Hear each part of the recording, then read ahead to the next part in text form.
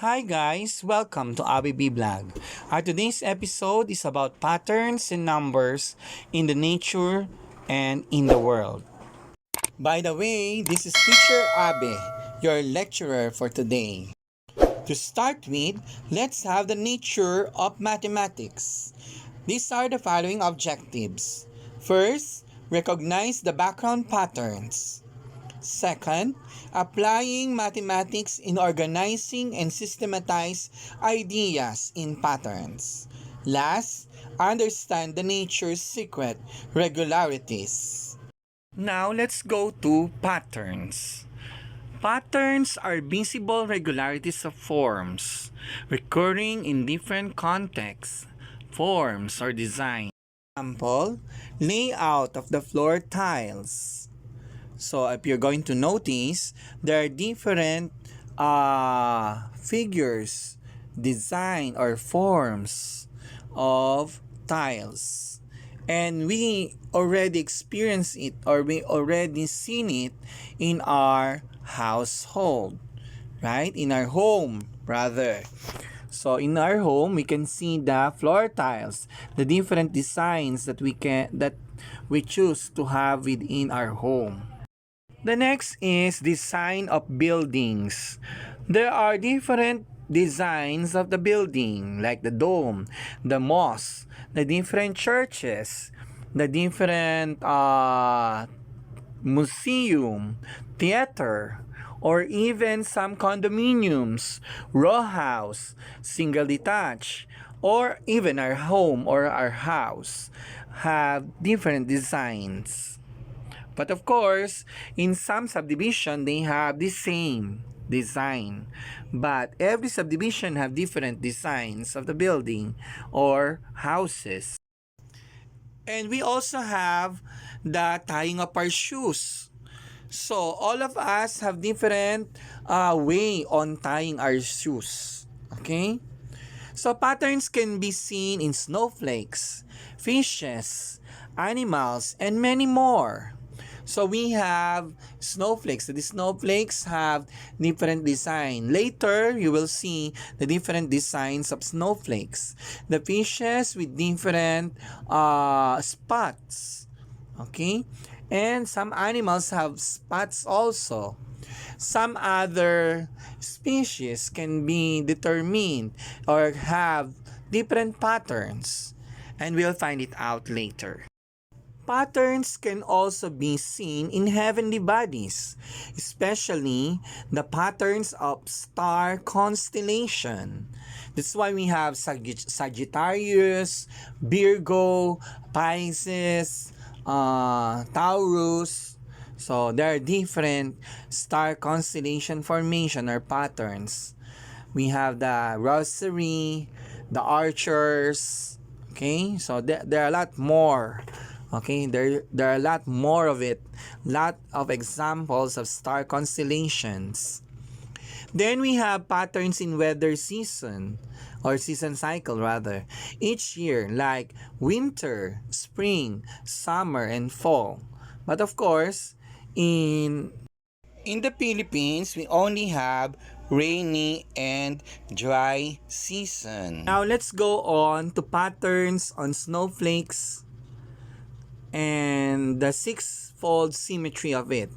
Not to exactly the same. So meaning we cannot see any similarities of the snowflakes here. As you can see on the board or in your monitor, we have 6 different design or pattern of snowflakes. Aside from snowflakes, we also have patterns in fishes, like the spots. So we have here spotted trunkfish, blue spatter stingray, spotted buffers, spotted moray eel, coral grouper, and yellow boxfish. You're going to notice with the 6 different fishes that I have been mentioned, all of them have spots. That's why their pattern is identified as spots because of their dot dot or spots. But you know guys, aside from spots, there are some fishes also with stripes. Like five stripe rust, angelfish, and red lionfish. So, these fishes have stripes. Okay, so patterns of fish with stripes. So that's why they are categorized with stripes. So aside from fishes, we also have animals like zebra, tigers, cats, snakes. So those are animals with stripes. And you know guys, there's also animals with spots like leopard and henna. And you know guys, patterns in animals have equation or set of equations. There's a person who said this, that there is a set of equations, and the name of this person is Alan Turing. He's a British mathematician. He said that there is a formulation of henna spots and tiger stripes. And you know, according to him, there are two chemicals interacting inside the embryo of an animal. So that's why they have spots and stripes. He did not know what these chemicals are, no, but he named this as morphogens, and he proposed that they react with each other.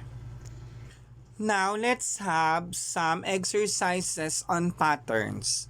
These are very basic patterns that you will see in some exams with an abstract reasoning, okay? Which of the figures can be used to continue the series given below? Okay? So as you can see, there is a line there. It's just like a bar, no? So the bar is going straight, and then it becomes slant, and then horizontal, and then slant again. So what will be the next? The next would be the what? What letter? Is it A, B, C, or D? Okay? If your answer is letter C, then you got the correct answer. Now, let's have the second problem.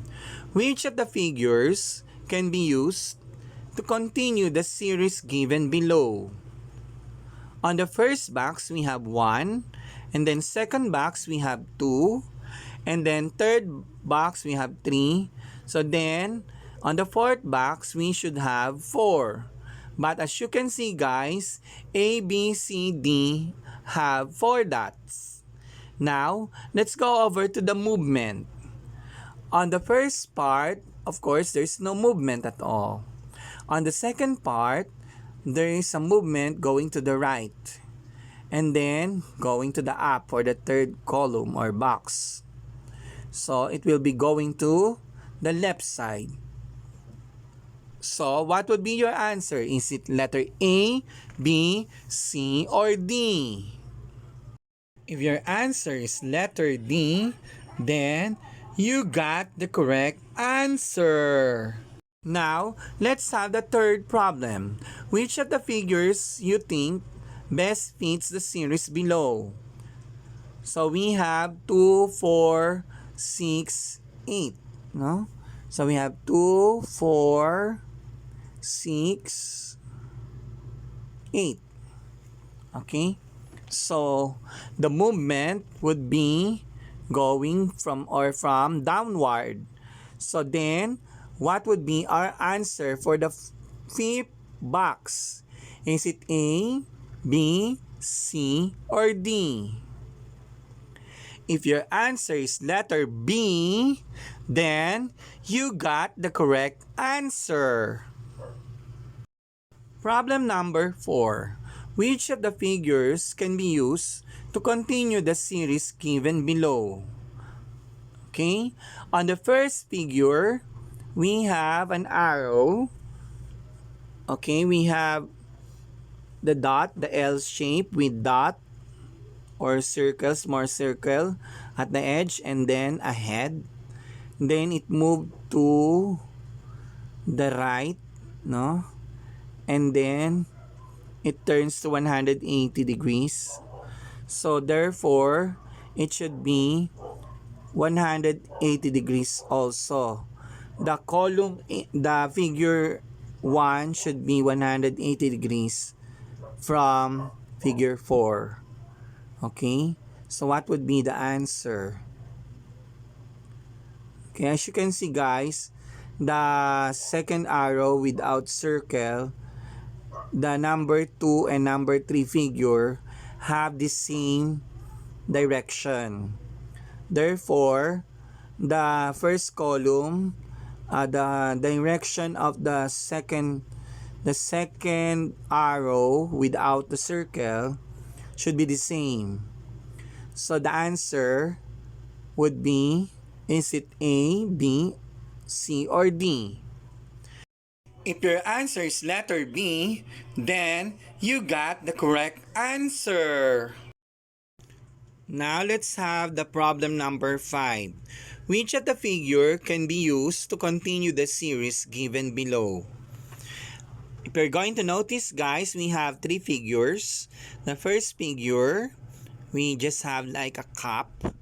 And then there is a mirroring, vertical mirroring, meaning there's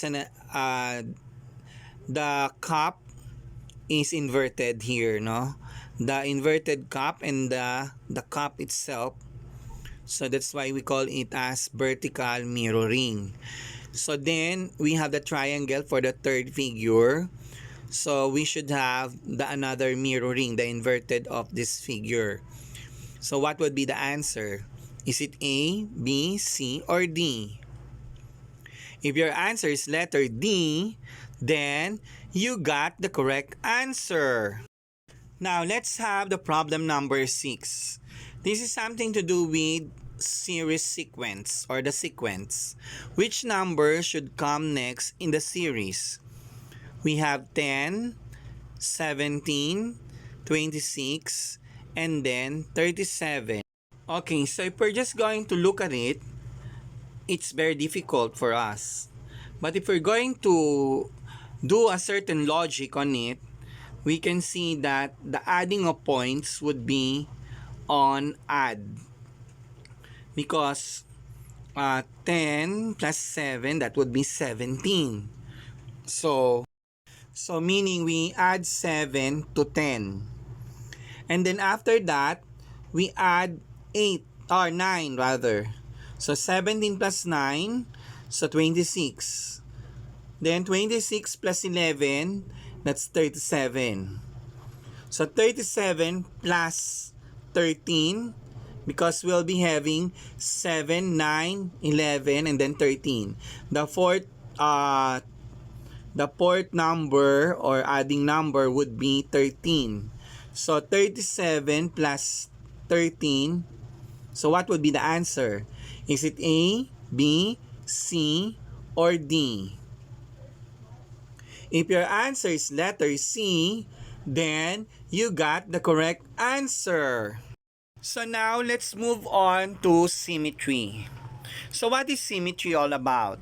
Symmetry indicates that you can draw an imaginary line across an object, and the resulting parts are mirror image of each other. Example would be butterfly, Leonardo da Vinci, or the Vitruvian Man, the starfish.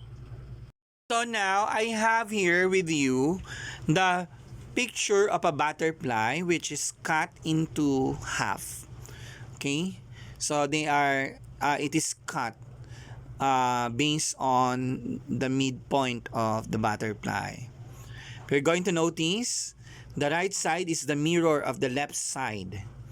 Okay, or the portion of the right side is the same as the left side. Okay, that's why we can say that it is symmetric. Okay, bilateral symmetry.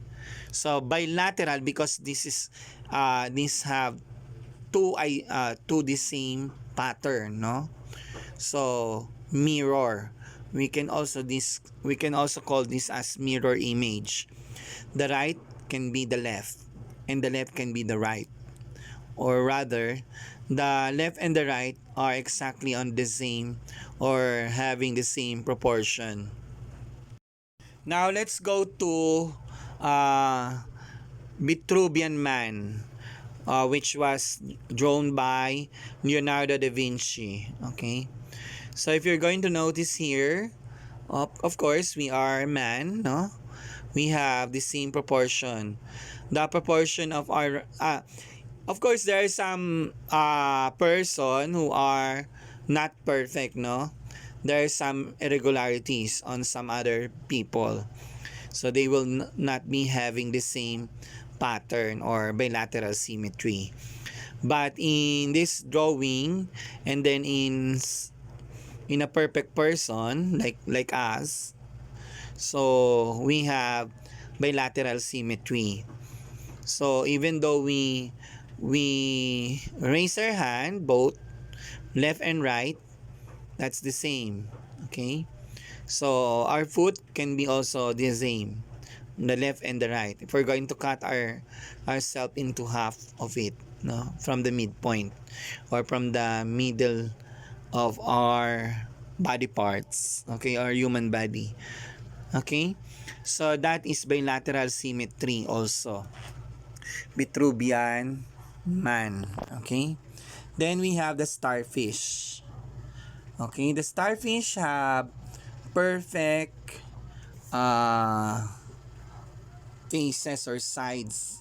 Okay? The proportion of these five fingers of starfish is symmetrical. Starfish can be classified as rotational symmetry because it have if you're going to rotate it in 72 degrees, then the angle or the face or the side of the starfish is the same as that, no? If we're going to turn it to 72 degrees. But of course, if it is not 72 degrees, it will not be that perfect for the what we call with this. It will not be perfectly identical. We're not going to have 72 degrees. It is only perfectly uh, have the same faces at 72 degrees. Okay? It can be also describing as order of rotation. The order of rotation is 72 degrees in a starfish. By the way, the order of rotation can be defined as a figure has a rotational symmetry of order n. So the n is the number of faces or the number of sides.